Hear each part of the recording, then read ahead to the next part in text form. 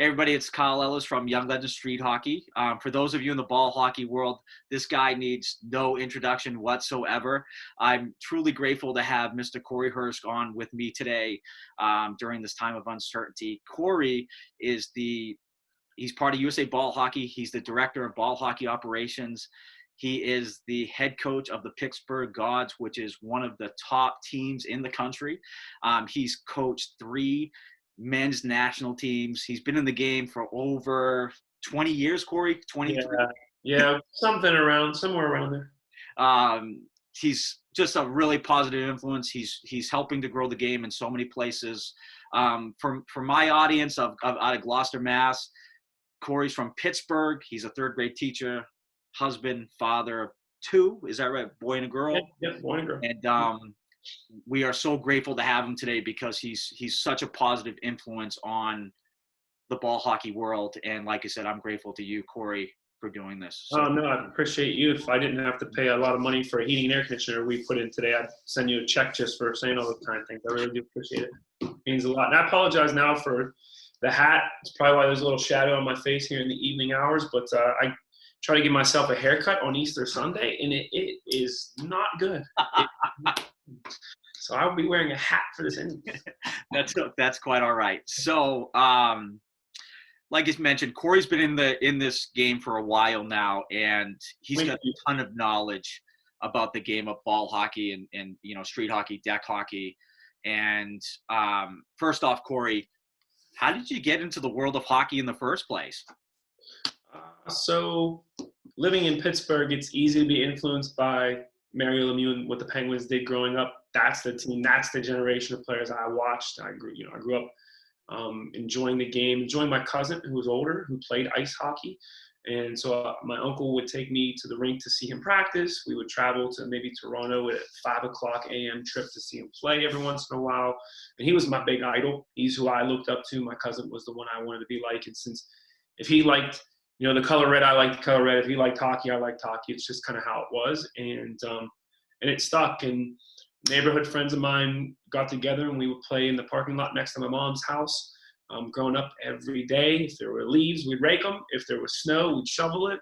If it was raining, we'd probably go inside and play hockey on a video game somehow, some way, like Blades of Steel or something like that for Nintendo until like Sega and PlayStation, all that good stuff came out. But eventually our neighborhood wound up getting a deck hockey rink in it, and we took our talents to the deck and played against other neighborhoods and kind of got in the groove of competing at a high level just within the city. And then as I turned 16 years old, I basically aged out. It was the cadet age is what we maxed out at, 15 in our area.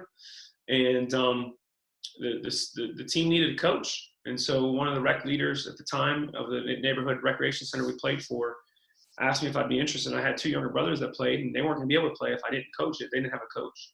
And that's when I started coaching. And at the same time, I was playing basketball in high school, and I would incorporate high school basketball drills and to hockey drills, and I would take things that I grew up watching when I would go to Penguin practices, because we didn't go to a ton of games growing up, but we would go to practices, and I would take some of the things that I watched there and incorporate into what we were trying to work on. We had a lot of success in the city, and later on, come to find out there are actually other cities that play this. We're not the ones that created this game. They play it in Leominster, Massachusetts. They play it in Belmar, New Jersey, and they play it in Penn Hills. Who'd have thought? Like Penn Hills, 25-minute drive from where I grew up. So eventually some of the young kids that I wound up teaching how to play the game or coaching wound up traveling to play in those tournaments as well. And from there, I got to meet people, and people got to like some of what we were doing, and invited me on to some of the national teams. And I'm here today, 22 years of doing this kind of stuff, and I still love it like it was yesterday. It's the best hobby I could ever have picked up. 22 years. 22 years. Yeah. What was sort of the progression from you as a player to a coach? What sort of did you grab onto coaching fairly early, or did you say, you know what, I want to keep playing? Was there a transition period? Yeah, my mom will tell you those who can't play coach. I disagree with my mother. I still think I got it. No, I'm just kidding.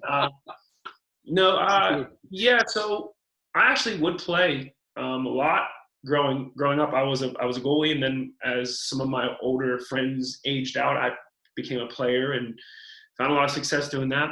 And then as I was coaching, still on a minor level, if you wanted to call it, like just within the city limits against other neighborhoods, it wasn't, that's a big deal to us, but compared to a national or even international scale, it's kind of small, but it's good grassroots stuff. And you don't see a lot of that anymore. I think certain areas have that, but it got to the point where I was coaching the Gods, and I think it was 2004 or 5.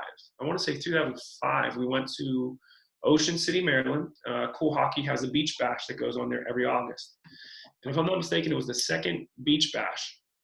I was a third liner with a then 14-year-old Dan Gregory and a 13-year-old Steve Gregory, who now play for the Gods. And it was too hard for me to run the team to decide who was going to be who's going to be on the power play, who's going to be on the penalty kill. If I'm out there working hard on the next shift, players want to focus on their game, and it was hard to do it.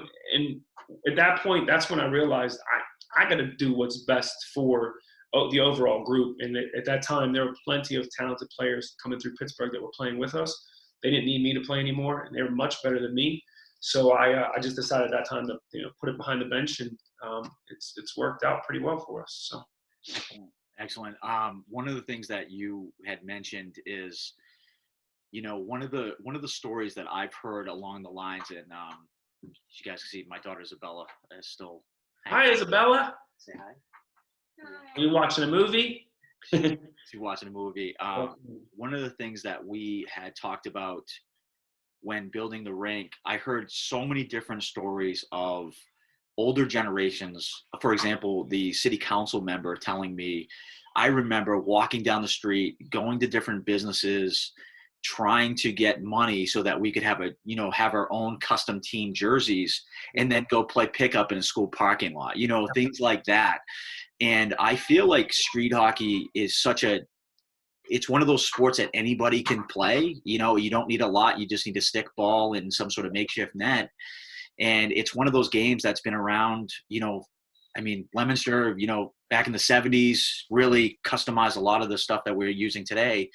But it's such a great sport for anybody just to pick up and get your buddies together and play. So, I think that's, probably one of the reasons that there aren't those pickup leagues in the major metropolitan areas like there used to be, because the major hubs now, Pittsburgh, being one of them, South Jersey, Long Island, lots of Massachusetts, you name it, those major hubs that have this sport are now on an organized scale, and you sign up to play in an in-house program as a kid, opposed to just going on the street. And they'll still go on the streets. That's what I love to see too. The kids that are out there playing pickup 2-on-2 in the driveway or in a playground.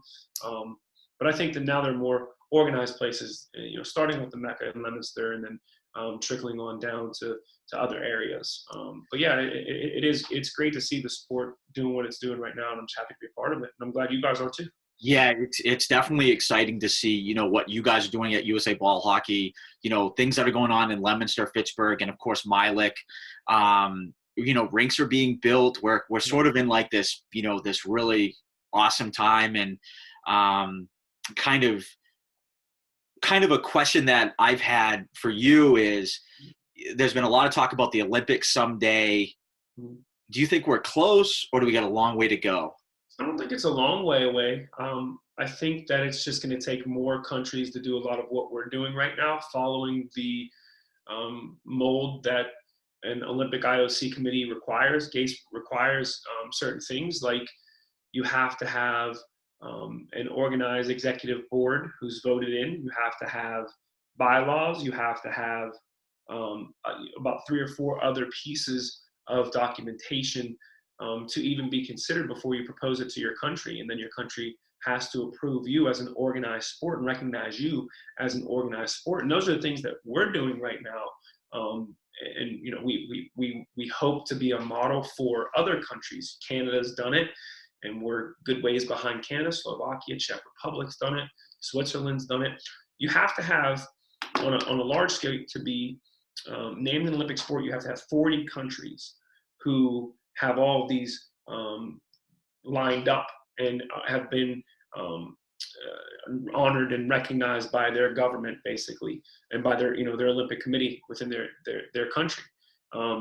You can apply and bid if you just get 20 of those countries to organize. And so we're right now around 11 as a whole, but just in the last 365 days, 2 countries have gotten approval from their IOC. And so I think now that the ISBHF specifically is working really hard to go into countries and show how models work, you'll have more popping up, I think, on a faster rate. And hopefully by the time the Olympics are in Los Angeles in 2028, this is done. This is a done deal. And so we'll continue to do our part to make sure that we, as America, gets that approval. We're hoping to align with NHL. We're working with NHL teams now. We'll be hopefully sitting down with USA Hockey soon and partnering up with them and learning from them and seeing what it'll take. But at the same time, we want to also then go in to help other countries speed up their process too. And so it is going to take a little bit more patience, but there's a lot of hungry people right now who are doing a lot of that work to try to get it there. And so we'll see. Absolutely. I first caught wind of, sort of by following the ISBHF and seeing some of what they're looking to do, their goals to get to the Olympics. So, as I've mentioned before, it's such a great time to be a part of this growth. I mean, I feel like we're, years from now, maybe 100 years from now, people will be like, oh, these were the pioneers. These were the pioneers of ball hockey. With that said, how did USA Ball Hockey come to fruition, and who started it? What was it? A group of you guys?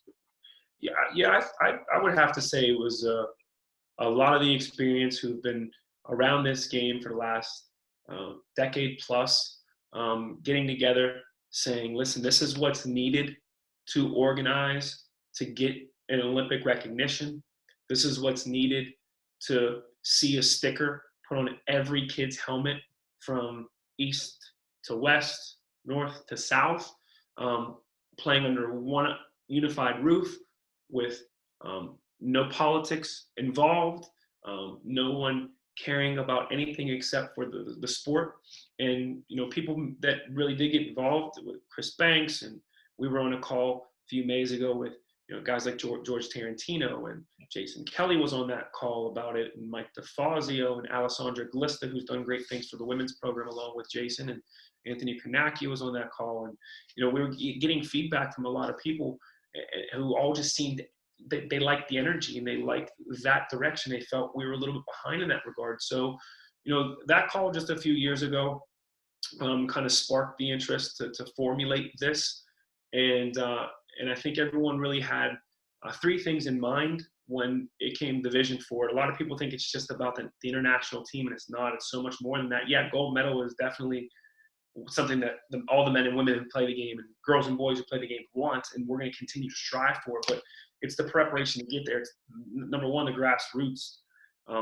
How do we have everybody in every rink across this country playing under the exact same ball hockey rulebook, the one that they need to prepare for to play at the highest level, the one they play in Canada to compete against Canadian teams? If there's even smaller tournaments where we're inviting Europeans to playing a game that's similar to what they play. So from rulebook to coaching certifications to referee certifications, to having insurance for players, which player health insurance is a big deal in USA Hockey. So why wouldn't it be a big deal with us here? We want to be able to offer that kind of stuff for the players to support the families and players who play.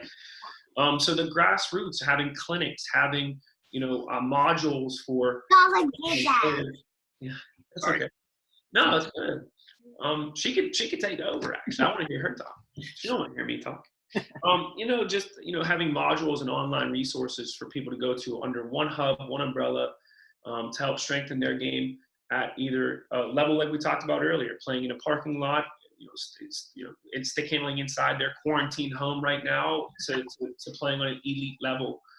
So the grassroots was a major one. The international play was another. But then the third entity was to do what we need to do to get to the Olympics. And so, those 3 big visions, how do we develop middle school, high school leagues? How do we synchronize them? Kind of like the NBHL is doing right now. We want to do that on a high school level, on a middle school level, to have an actual national championship. people always talk about, do you have sponsors? Well, sponsors want to know numbers. Well, how many players are registered? There was never a registration system. So now it's developing, because those are the things you need to go to corporations who want to be a part of what you're doing, that they want to know those answers. Like, so it took a bunch of us to kick ideas around and come up with the best plan. And really, like, when you're building a hockey team, you have to put your center in the best position to help produce, and you have to find the right forwards and the right wingers to play on certain lines, and your goaltender has to do it. So we had to figure out who was going to play what role. And I think in the past, a lot of times too, people got burned out trying to do too much and had too much on their plate. And now we want to create more of a team atmosphere.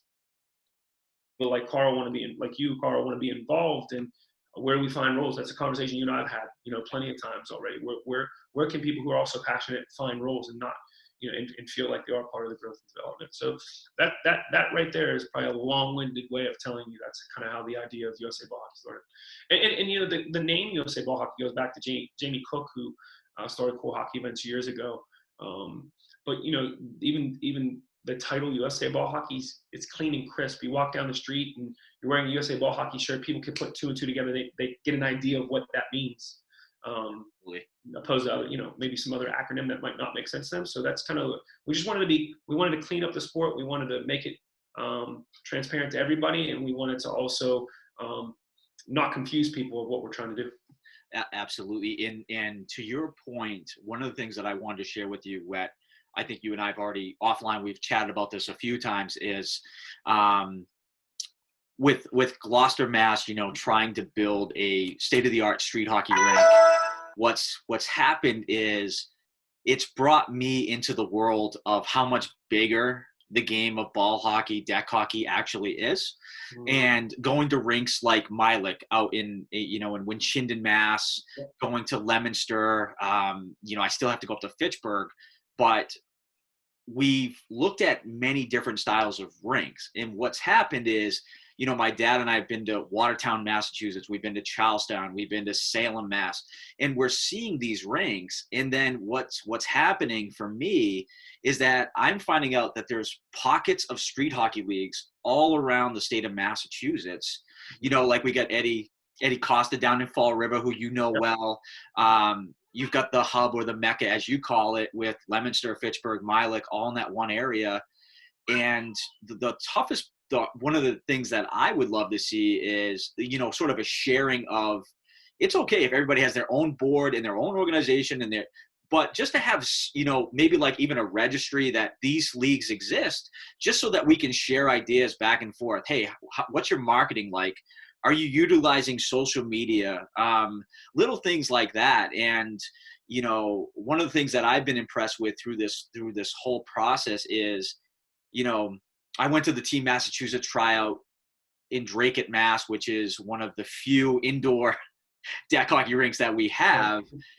And I met Eddie, I met Brian from Leominster, and of course, Ryan Wilson. How could I forget? I mean, these guys are so passionate about the sport that our goal is to create a hub north of Boston. We're 30 miles north of Boston, is to get, once we have our rink, is, as you mentioned, building our program so that maybe we're starting kids off at 5 years old that are playing. And then we can have programs all the way up through, to adults. Because right now we're 9 to 14-year-olds, and once you turn 14 and you're going into high school, that's it. And like you had mentioned, when you turned 16, that was it. And a couple years ago, a gentleman that I had sent you his number, Mr. Ben Shinkola, who is our treasurer. Ben's been around the game a while now. He played for me in Young Legends. And we've become good friends. He's one of my daughter's godfathers, and he started an adult program so he could play in it. And what ended up happening is his friends, yes, honey. Oh, we got a phone issue. That's okay. There you go, sweetie. Thank you. Sorry, this is having kids. That's good. Roblox. She was playing Roblox and what ended up happening is he created this league that he could play in. A bunch of his friends started, and they started playing on a tennis court, and it was never official. But Ben ended up moving down to Orlando, working at Disney, and the league folded, because there's not someone like Ben to continue to run it. Yeah. And that's why when we have the rink, we can put that same league and that same model right under our flag and keep things rolling. You know what I mean? So that's our goal. But again, we want to branch out to the neighboring towns so we're getting more people involved in the game. Yeah, I think one of our goals, and it's something we started to talk about recently with certain people in different areas, is to use a model that they use in Canada, where every province in Canada has their own organization. So it'd be like each state having their own organization. And our idea is to have them called regional directors. And so you may have a Massachusetts governing body for Massachusetts that keeps you all organized, sharing ideas on growth, sharing ideas on what rules are we playing, what accommodations we're using USA Ball Hockey Rulebook, but what accommodations do we have to make to fit our rink's needs, to fit our kids' needs, because that's going to have to happen, right? So we get that. Not every rule is going to be the same everywhere, but you want a book that allows it to be, at least if teams and rinks are willing to attempt. But to have a regional director then report back to an overall youth development director who can organize each of those states amongst the country underneath the USA Ball Hockey's umbrella. And I think that you guys are on the right track. NSHA does it in New Jersey. They've got New Jersey's they've got their own street hockey association. Pittsburgh, another major mecca and hub of our sport, has PAC organization, and PAC organizes Pittsburgh's. They talk about their rosters, they talk about leagues, they talk about what tournaments can we have to support each other. And I think Massachusetts is due for that, where everyone gets under one umbrella, and then hopefully they can all communicate with people like me who can bring it all together and create maybe a circuit amongst the country. And we could have something like NASCAR, where you travel around tournaments to tournaments, supporting each other's tournaments, and then go from there. But I think there's different levels. There's your level where you have the in-house program, and you've got grassroots kids that are 4, 5, 6 years old. That's where we start them at, 4, 5, and 6. And you basically teach them how to play with stick. And then you're going to see some elite kids there. Maybe you give them an all-star team. They play against other all-star teams, 4, 5, and 6-year-olds and 7, 8, 9-year-olds. And then from there, maybe they're good enough to get a tryout for a national team, like you got a chance to go and watch for Eddie's tryout. So yeah. Yeah, absolutely. And that was something that I think when where we were in the infancy compared to like Leominster, Fitchburg, even Eddie's group down in Fall River. I mean, Young Legends was started in 2004. We've been playing on a basketball court since day one. Yeah, and the thing is that our players are primarily ice hockey players that use our program in the summer for mostly to get out of the cold rink, and come out and play. But I do feel that, like you had mentioned, and we've talked about this offline as well, is that our house program, we still have some players that I truly believe, if they wanted to take this game to another level, and again, Cory, as I've mentioned before, I think having a rink would justify this a little bit more for our players, is breaking our group into, you got house, come every Saturday or Friday night, play street hockey, have a great time. But there also could be those players that say, hey, listen, I'm not an ice hockey player, but I love playing this game. How about if I do play on a travel team, and we can branch out and get more kids, going. Yeah. And, part of what we've already started is the Legends Street Hockey Club, which is our adult. They're basically our travel team. Because what's going to happen when we have our adult tournament this summer, our team's going to be split into 2 different teams. We're going to be competing against one another. Yeah. But when we go and play in a tournament out in Drake at Mass or wherever we're invited, that team comes together as one, and these guys are pretty motivated. So I can't say this enough. You already know this. I just think we're in a great time where the game is growing. There's a lot of good things happening. And I think there's a tremendous amount of opportunity for us where we're at right now with our program to add on, a travel team and things like that. So yeah, I think all those things are enticing to a player who has, goals set to that maybe they achieved at one level and are ready for the next level. And that's when your team realizes that you're ready to travel and you're Yep. ready to put together a traveling unit. And hopefully we can help get your coaches trained to go out there and compete, not just on the highest of scales, but we want to help to make sure coaches aren't just opening up doors, which we need those parent volunteers. So making life easy for them to access a way to learn the game so they could teach it, whether it's the kid who just picked up a stick for the first time, showing him or her the right way to stick handle, to back check. What does back check even mean? What is a forecheck? So instead of just go, go, go, that's what my dad would say. My dad was, get in the front of net. We still joke with my dad because as he was coaching, he only had that one phrase, get to the front.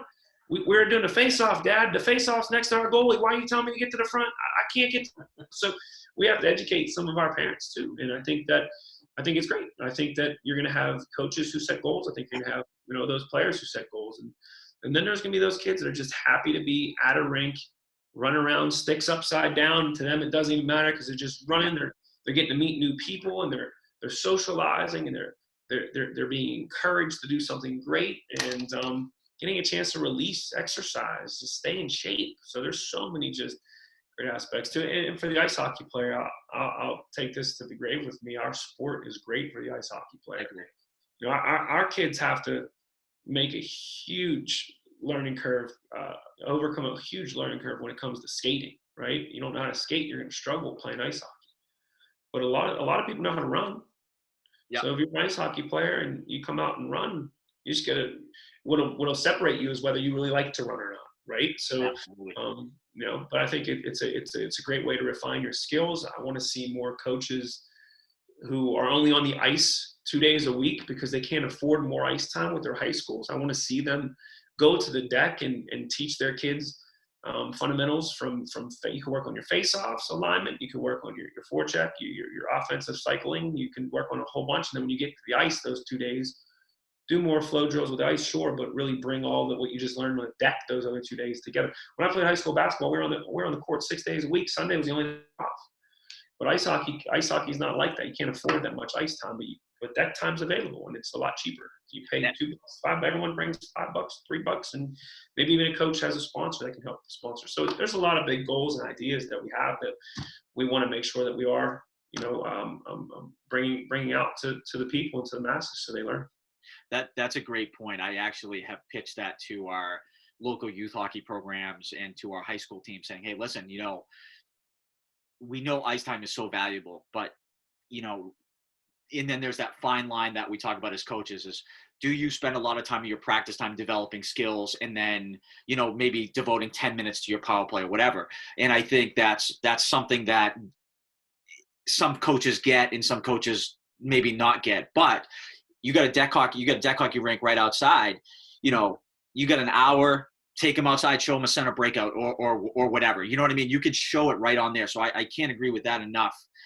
Cardio and the cardio, stick handle, just cone drills alone can work on your hand-eye coordination. Absolutely. Chemistry.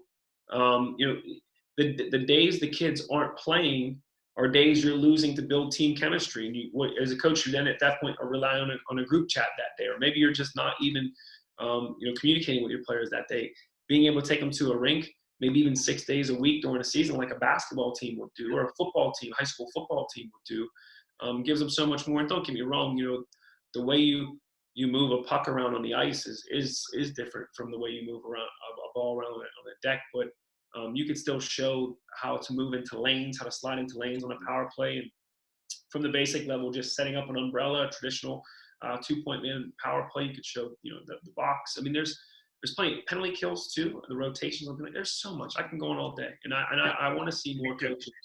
I want to see more coaches be able to come over and use that time. And I think more are beginning to, but we'll see.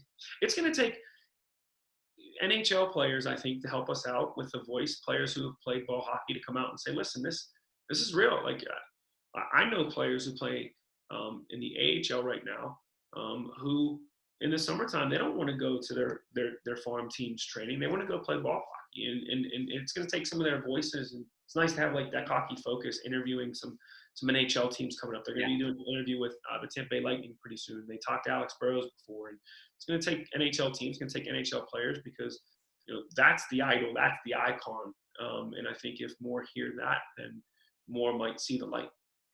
Absolutely. And you kind of hit on this a little bit already, but I do want to get back to it because you are a national coach. So what's the progression of a kid starting out, maybe 4 or 5 years old?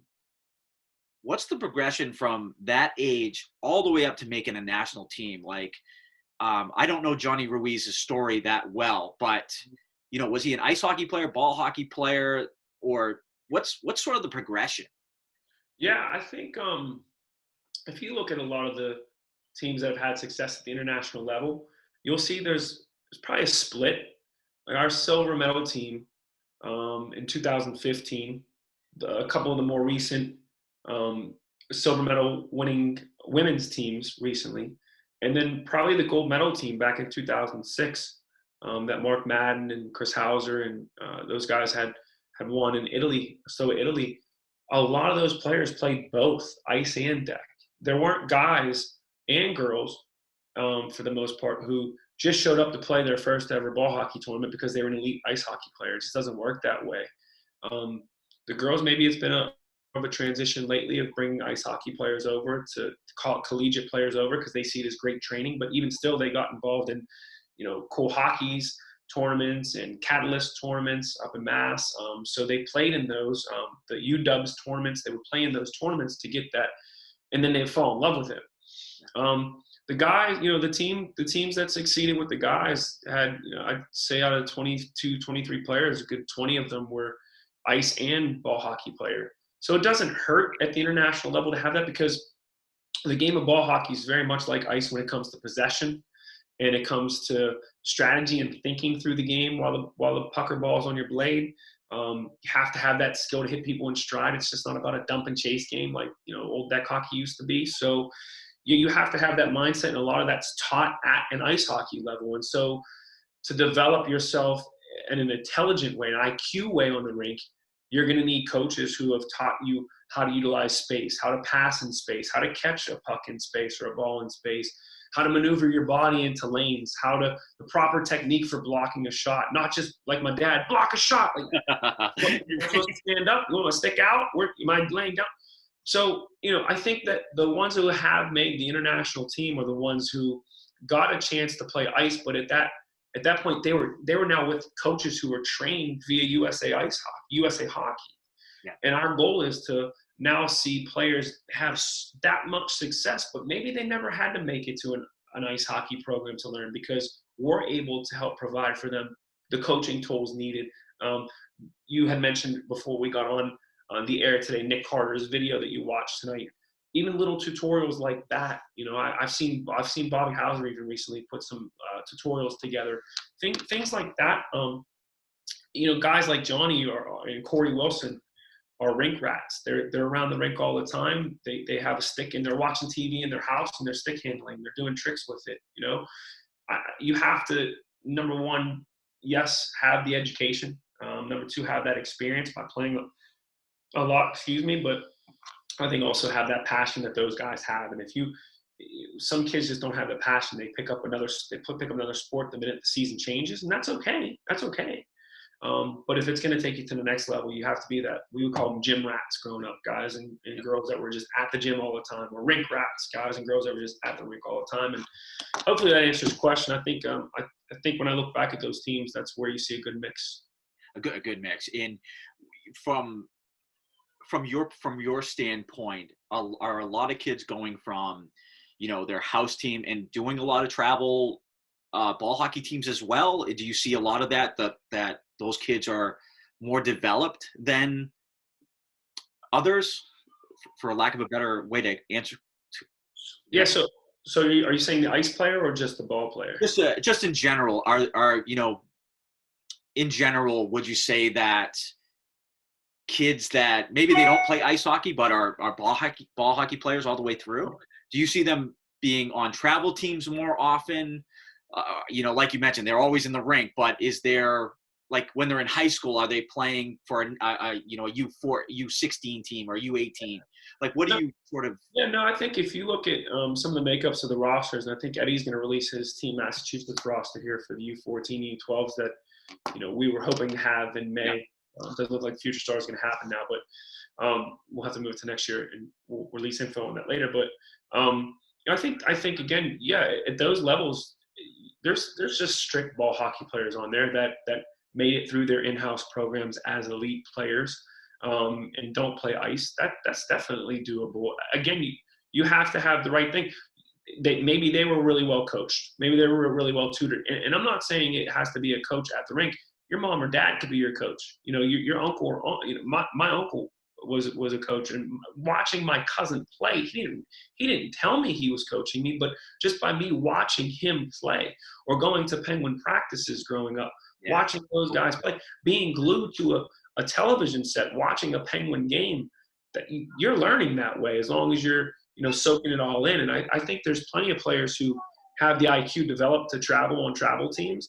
And it's not because they play ice hockey, but it's because they become a sponge of everything they're learning. They're taking it all in.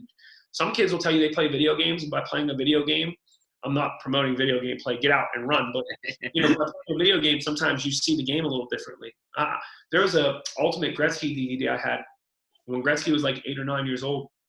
His dad would make him sit in front of the television and watch a hockey game with a big notepad, and he would give him a pencil, and he wouldn't let him look at the notepad. Gretzky would have to follow and track the puck on this notepad with a pencil. As he's watching the game, he would track the puck and make all these lines as the puck would go. And then he learned that way through his father where the majority of the game was played, where the darker marks were the sweet spots where most of hockey was played, and he himself learned. That's maybe an extreme way of teaching, but you don't have to necessarily play ice. You could watch it and still learn. And like I said, mom could be a coach and pushing you, and you have that passion to want to get better. There's plenty of players on our teams that don't have ice hockey experience, and if they do, sometimes it might just be a pickup ice hockey experience. They didn't play high school, and we want to see more of that. We want to see more ball hockey players achieve. One of the goals we have. I'm sorry, I can go on all day, but one of the things we have is to see a player make it to the NHL from America, who is able to look back and say, I credit a lot of my career to playing ball hockey growing up. You have that in Canada, but we don't have that in America yet. We want to see that. That's a good point, because I mean, my story with you, as you know, is that I grew up primarily playing ice hockey, but I had the same routine every day after school. I was either I went home to mom and dad's house. If mom and dad were working, I would go to my grandmother's house, and it would be a snack, homework, right outside playing street hockey. That was my daily routine. I didn't even have to be playing with anybody. It was just, that was my routine. I'd watch, I think it was Batman at the time, and do my homework and then go play. But I think on those times, being out there in either my grandmother's driveway or in my parents' yard, that's where my stick handling ability became better, because like we've all done it when we're playing in the street. We're pretending we're playing. In your case, it would be the Penguins. In my case, it would be the Bruins. And it's Game 7 of the Stanley Cup Final, and we've all lived that. But I truly believe that my love for playing street hockey, which it also, in a way, it got me away from the daily life of having to go to school all the time. It was my release outside. It really, really helped the development of my hockey ability as well. So I would never, I would encourage people to, play every day if you can. I know some of our players are doing that right now, because, who wants to be stuck inside all day. Yep.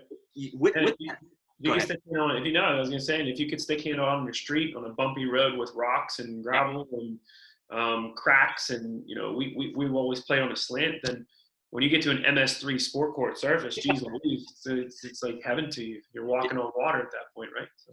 It is. And couple weeks ago, before the pandemic I got the chance to go out and go to Leominster.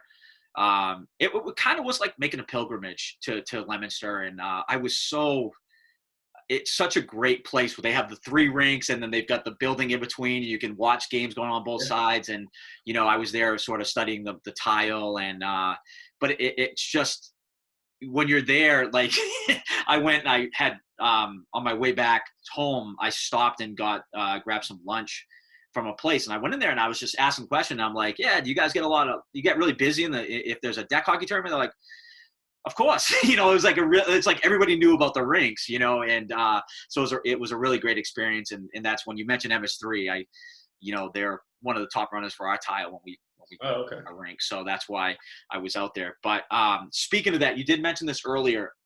Our audience in Gloucester, they might not know the difference between ball hockey and deck hockey.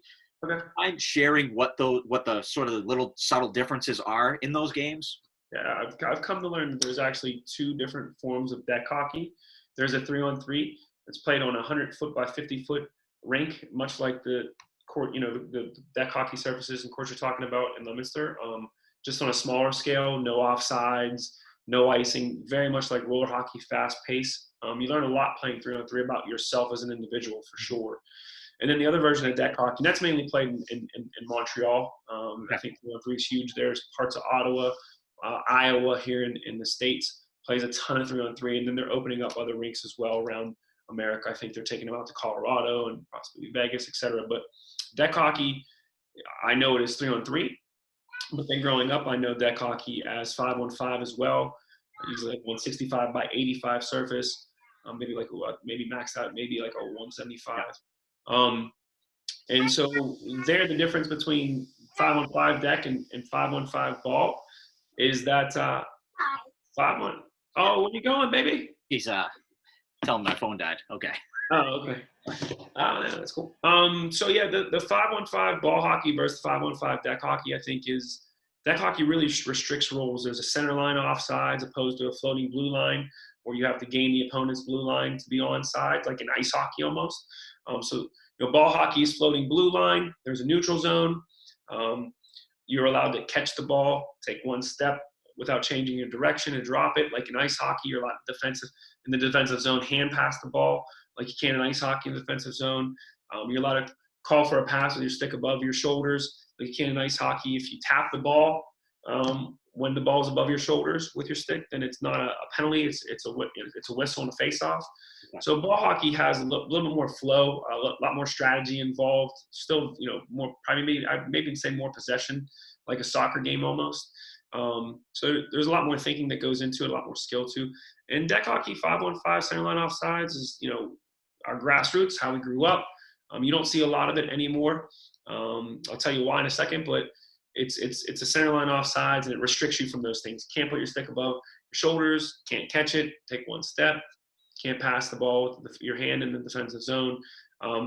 It's more of a discipline to the game. It really does create a discipline for you. And I think that a lot of us who grew up playing it, as long as we were caring about the rules and we cared to compete at a high level, then you had to become a more disciplined player by playing the 5-on-5 deck hockey with the center line offsides. Floating blues played almost all over the world, though, and I think that's why you see the transition. If we want to compete at the highest level against the Czechs and the Slovaks and Canada, then we're going to have to play that game a lot more. And so I think in the course of the next 5 to 10 years, now that New Jersey and Penn Hills and a lot of Massachusetts has transitioned into a floating blue line, the ball hockey version of the game, Tampa Bay is working, Lightning are implementing rules such as this now, hopefully with our rule book as it comes to completion. And out in Los Angeles, the Kings are doing good things. So I think now we'll get more kids growing up playing the ball hockey version instead of the floating blue, instead of the center line offsides. So hopefully that explained the difference between deck and ball. That's perfect. Do you feel like, it's funny because I got a chance to sit down with Ricky LaPerriere and Anthony LaPerriere a couple weeks ago. We were talking about, growing the game and having a team from Gloucester come up and compete in the Milet Cup. And it's funny because, Ricky was all about, yeah, you could just play deck hockey rules. It was a really great conversation. You could just play deck hockey. And then when Ricky left to do something, Anthony's like, I'm more, I'm more about, floating blue line. I like that game a little bit more. So I wonder if the younger generations are embracing, ball hockey rules a little bit more. I don't know the answer to that. It's just a Yeah. few conversations that I've had. Yeah, and I know both those guys super well. I coached Anthony actually, so Ant's had the experience of playing floating blue line. I know Ricky plays ice hockey, so he's played and he still plays ice, if I'm not mistaken, with Ken Bergeron and those guys up in that area. But as far as playing floating blue at a high level, I'm not so sure Ricky ever did, and I think that's when you grow an appreciation for it as a player. You got to listen to the players who play the game. They'll tell you which one they like better, and I think the majority have kind of spoken. But also, common sense says, if they're playing with this ball at the World Championships, we should probably play with this ball. If they're playing these rules at the World Championships, we should probably. We do that in ice hockey, right? So, why not do it in ball hockey as well? So I do think. I'm sorry to cut you off. I do think that depending on your limitations as a rink will also guide you to which adaptation to the roles you're going to have to make. If you're playing in a very small gym, then you may have to have a center line offside. Right. There's no room for a neutral zone. That's a great point. I think you're going to see the USA Ball Hockey Rulebook, accommodating various locations. They're going to have to make their own changes to the rules as they go ahead and have their own leagues just based on their needs. And like I mentioned that earlier. Yeah, and speaking of that, you were and I, when we had our conversation, you had mentioned try to get the rink to 160 by 80, just so that if down the future, if you guys wanted a sanctioned event, you got the right thing. And the city actually embraced that fairly well. It was actually fairly easy to do that.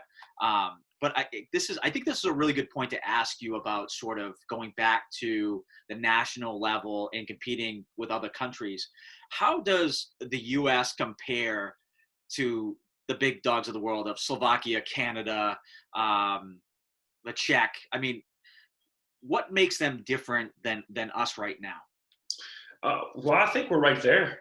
Okay. I mean, recent history has shown we're right there. Our women's team, we'll just start there. I mean, few bounces away from 2 gold medals.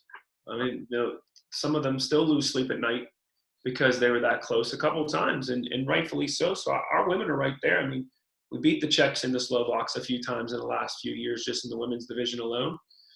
So I think the women are right there and just ready to knock off Canada.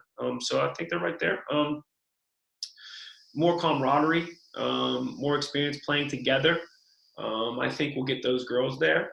And that'll be coming pretty soon down the pipeline. And the men are no different. The junior boys are no different. The masters are no different. I think one thing that those other countries have ahead of us is maybe a little more support from a government, but we're now organizing ourselves so that we can go ahead and ask for support. And by that, I mean the funds to travel over there, it's very expensive to do.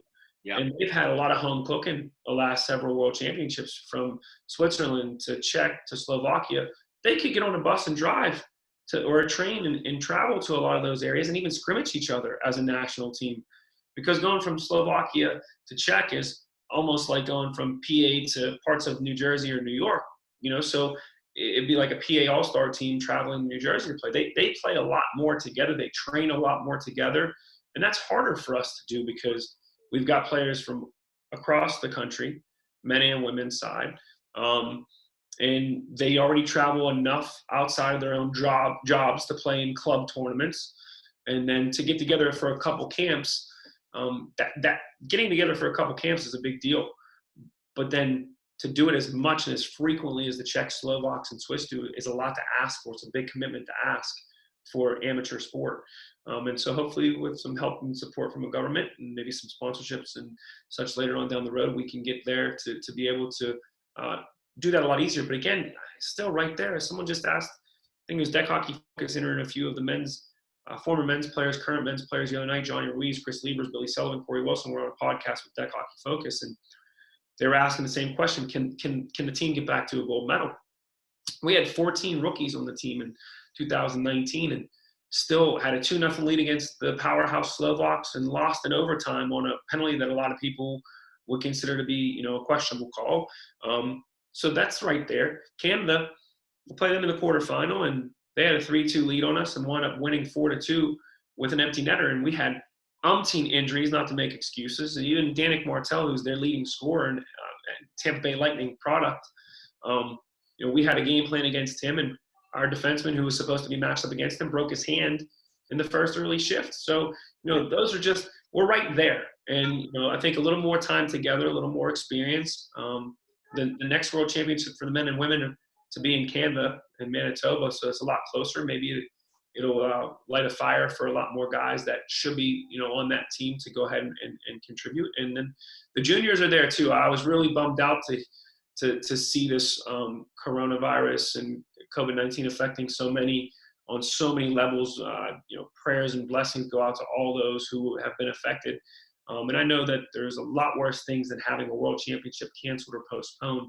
Yeah. The U20s had a really good chance. U18s had a really good chance of winning gold, and U16s are there as well. So we'll see.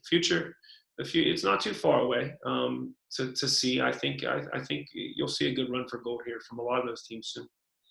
Yeah, I have the opportunity sometimes to turn on YouTube and watch some of the ISBHF, because they post a lot of stuff on YouTube, and watch some of these teams play. I can probably find the 2015 one. You know what I mean? I can find it.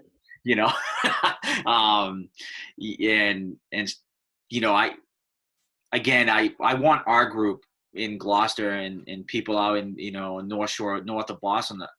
Our goal is that someday for us would be have a rink and get someone to the national level and to be able to play under you or someday. That would be, I think, something that I would shoot for. I think at this point in time is for our program, we're just educating people to let people know that this stuff exists. You know what I mean? And see if there's any interest.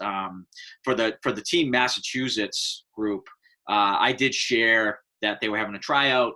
I don't know if our players are ready for that. I think, and that's what we're here for them. I mean, we've reached out to Seattle. We're reaching out to Cleveland. I got to call Cleveland Deck Hockey tomorrow.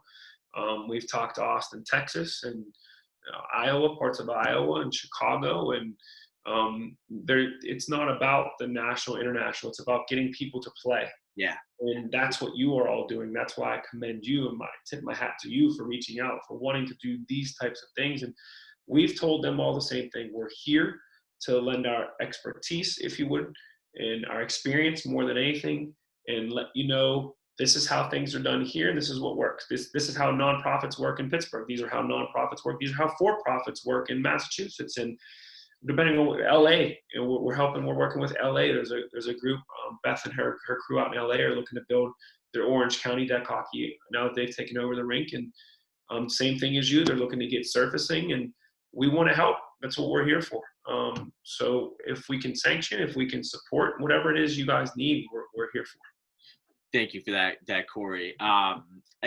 This you sort of hinted on a little bit, but as a coach of a national level, and I know it's USA Ball Hockey, Milik, you guys are really, it's unfortunate because the league should already be started. The National Ball Hockey League, I know Fitchburg had a bunch of teams. Yeah. Meaning Fitchburg had, I don't know, these teams were from all over Mass. Yeah, from all over Mass, yeah. But I know they had logos and everything was good to go. I talked to Ryan Wilson about it a little bit. Are the gods in it, and what sort of your expectations of that league? Yeah, the league was going to be – it was huge already. We haven't even played a game yet. The hype around it was immense. Our city's been talking about it and buzzing about it. We were going to have an opening ceremony here where we were going to have a DJ on hand and face painting for kids. And we were going to have literally an opening weekend like you would at a ballpark, come April 1st when, Major League Baseball would have started up. I mean, that's what we want to do, is we wanted to make it that fan-friendly, and people wanted to come out and watch. and Ryan's doing a great job, and I love the support he's getting from the Leominster American team, who's splitting into two and playing, and the Bauer Boston Saints, who are splitting up and playing in it, and calling themselves different names separate from their club travel team, but those players are still playing in it. They do that in New Jersey, and it all started with Anthony San Rocco and his team at the Evesham Ball Hockey League, who then transitioned to the National Ball Hockey League. He's the commissioner of it. But when we got together to talk about this happening on a larger scale and going out to Chicago and DC, one thing we had talked about was that the Gods getting in it, or the Garden State Warriors getting in it, or the Leominster Americans as a whole, or the Bauer Saints as a whole getting involved wouldn't be the best of competition for everybody else. Sure, there'd be teams that want to play against them, no doubt about it, and they would. We'd probably lose some games and tie some games to some of the teams that were hungry, but at the same time, to take an overall champion from each division, or top two teams from each division, put them in an overall national championship, play for a Milat Cup in Washington, D.C. The Gods already travel around and do that as a club team. And we've been fortunate to have a lot of success. Leominster Americans, we don't need to continue to do that. It's time for others to get a chance to do that as well. So that's why there's a rule in place that says you're only allowed to have 50% of your team made up of A-League players. So the Gods would have to split into two to play in the league, like the rest would. So yeah, anyone who's playing on a U20 national team or a men's or women's national team would be considered an A player. Anyone that's played in one of the top 10 teams in the country would be considered an A-League player as well. And so at that point, you have to balance out the rosters. And that's why guys like Ryan Wilson, Frank Klein in Chicago, Wayne Barrett, myself, San Rocco's crew in New Jersey, just have to monitor the rosters to make sure that no one's trying to get over on you, and to keep it fair for everybody else. That's you explained that very well. I didn't realize that there was different, I didn't realize teams were splitting up like that. It makes sense though. Yeah, we did a draft. We had two captains who just drafted the teams. Okay. And then from there, we filled in with non-A-Leaguers. We picked some kids that were on the 13 to 15-year-old cadet team. There were some guys on the Masters team, over 40 team that played. And then just some friends that wanted to play as well that we knew through the sport, or we knew elsewhere that wanted to play as well. We would fill them into the rosters as well. But yeah, so the majority of the Gods are playing. They're just split. Yep. With that program, do you feel like you as a national level coach, will you be recruiting from that league, do you think, or even how do you go about? Do you have any recruitment process, I should say, for like the U.S. national teams? Yeah, it's your team of coaches who are assisting you on it, and general managers who are GMing the team, leading all of the charge. The former GMs like George Tarantino and Mike DeFazio, those two specifically over the course of the last 3 World Championships had to lead the charge and say, these are the tournaments we will be watching, and come to these tournaments. And from there, they would likely get an invite to a smaller camp like you went to. And if you got invited to that camp, then you got a chance to perform in many different aspects of the game. We want to see scenarios. We wanted to see, run through a practice, run through drills, but at the same time, see what kind of human being you are as well, because that's a big piece of the puzzle as well as your character, right? So absolutely, just by scouting a player at a tournament, you don't get to know their character. You have to talk to their teammates. You have to talk to maybe even their coach, and you have to be honest and talk to people who are really close to them to find out they're the right piece. But that's what we would do, and we would probably use the NBHL. It's hard to take that lens off of your glasses when you're watching hockey. I feel like I'm always in scout mode. I'm always looking for the best player. I've been doing that for 22 years. Right. So right. Anyone who's kind of been in that role, it's hard to take that lens off. Yeah, the NBHL, I think you could see that. But again, NBHL is still on a various level of league play. It's the highest level of league play we've ever had. Yes. Yeah. Trying to compare it to what they do at Tier 1 in Canada. But you'd still want to see those players play in tournaments and compete at the highest level of tournament as well. Whoever did the promo video, I love the promo video.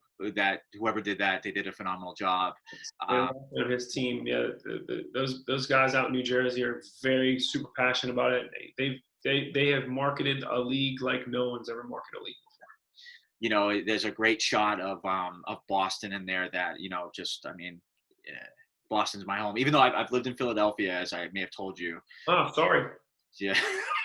I know. I'm just kidding. I love Philly. But even in Philly, Corey, that's where, I was exposed. I played roller hockey down there for a little while. And then I remember Saturday mornings, putting my skates on, skating, coming off, and then next, here comes the deck hockey players, they got and they're out there playing, and I'm like, man, these guys are going to run this whole rink, you know what I mean? And they do. And that's where, it's amazing. Like I've mentioned to you many times before, it's amazing where this rink project and our program is taking me into this world where it's like, wow, this is really cool. Yeah. And I tease about Philly. That's a Penguin Flyer thing. I was just teasing. Well, that's okay. Jamie, Jason, Tom, I love you guys. I agree with you 1,000%. And roller is big in a lot of parts of Tampa Bay. It's big down there, California. But it looks like we're breaking into those areas too and getting the transition. Yeah. I've taken up a lot of your time, so probably one of my last questions. Yeah. You've already mentioned this. We're in a time of uncertainty. It's, our life in a lot of ways, as long as our families are healthy, it's sort of an inconvenience to some of us, and then other people experience a tremendous amount of hardship. I truly believe that sports provide a way to develop your character. It resembles some of your greatest flaws. It also shows some of your greatest strengths. But during this time, as a coach, as a teacher, what's your sort of advice to people during a time like this of uncertainty? Yeah, I mean, self-motivation is one of the keys to succeed in anything you do, right? Whether it's your career, whether it's hockey, or whether it's getting through an unprecedented time, as you had mentioned. And, again, I can't imagine. I know that, we all have our own things going on within our own family's realm. But as far as people who are in the grind every day at the hospitals, people who are dealing with the sickness in various forms, can't imagine. And, I pray for those people every night. I'll be doing it before I go to bed tonight. But for those who are just trying to get through the grind and stay positive about life, I think it's about setting goals for yourself. Around here every day we set goals every day. If I can get the laundry done and folded or put away, or one of the kids' bedrooms flipped, or be able to help clean in some aspect, or we have goals for my kids every day. My son is a preschool age kid, so having to be able to get him to do certain things that some of his therapists, he has autism, so some of his therapists recommend to him. My daughter has goals. She has a form of cerebral palsy. So for us in this house, we're kept on our toes, but it could be yard work that you're maintaining. It could be, honing in your reading skills. If you're not, this is a chance for you to work on a lot of those things that you haven't had time to work on. We always talk about how busy we are all the time and we don't get a chance to do X, Y, and Z. And now's a chance to do X, Y, and Z. And now's a chance to really appreciate your family and the family time you have. And I feel like if you could set goals every day for yourself, small goals throughout the day, change a light fixture, whatever it may be, I think it'll help not only speed up the day, but makes you feel good about yourself. My wife and I are working out every day together. We don't ever get to do that during the school year. It's impossible to do. And so for 5 straight weeks, I get to do a 30-minute workout, 45-minute workout with her every day, and she's kicking butt, and I'm proud of her to watch her do it, and it feels so good afterwards. I've got 2 friends who said to me today, 2 teacher friends who are like, I'm not going to be able to leave the house. I'm not going to be able to fit through the doorway. I'm eating everything in sight. And, in our whole household, we have kids on a certain diets that restrict them from eating some of the junk food that's out there. And it's gluten-free diet as well. So we don't have cupboards like everybody else, but at the same time, when you work out, you don't have the urge to eat that greasy food anymore. So I really do encourage people to set goals for themselves. And I think you'll feel better as a human being. You'll feel, cleansed as a human if you can do these things. Absolutely. For me, it's this downtime is, we've been running virtual plyometric workouts, and and now that I have children, I've kind of, and I, as a financial advisor, have sort of a stagnant lifestyle. So I'm doing these workouts on Facebook Live to everybody see me struggling, trying to get back in shape. But I hope the people that are watching it, the kids that are doing it with me, realize that life's struggle. Life is a struggle. Life's going to come at you, and we just have to find a way to be resilient. And like I mentioned before, I think sports is a huge, piece of helping you, learn those skills to overcome adversity. So, and I'm grateful to the medical staff. I mean, this is just an unbelievable time, and it's going to change our world, but we'll get through it. So yeah, we will. I mean, that's what's great about humanity in general, is if you have the will, you'll get through. And you'll see it. We'll see a whole lot of that here, and hopefully get back to normal. Yeah. Whatever normal was to people, we'll be back to it hopefully sooner than later, right? Absolutely. So, Cory, thank you so much for doing this. Really appreciate it. For those of you in Gloucester, Mass, one last story about Cory is Cory took the time to chat for me about an hour and a half. We got talking about young legend street hockey and ball hockey, and he said, Kyle, when Chris Banks told me that I had to reach out to someone from Gloucester, I thought I had to call Gloucester, New Jersey. And I'm like, don't they already have programs there? So as you can tell, Cory is very passionate about the game. He and I could talk about the game for hours, and this is becoming a very good friendship for me, and hopefully for you too, Cory. Thank you. Thank you for USA Ball Hockey and all that you guys are doing, and we'll just keep it rolling from here. I'm excited about it. Can't wait to see you guys grow. Can't wait to help you do it. Hopefully I can come out to the rinks one of these days too with a whole bunch of us. Absolutely. So thanks so much. And we'll see you guys next time for another, I think I'm going to have a sports psychologist on with me next time. So keep me away from that. He doesn't want to irrigate my mind. Yeah. So thanks again, Cory, and we'll talk soon. No, thank you. Stay safe.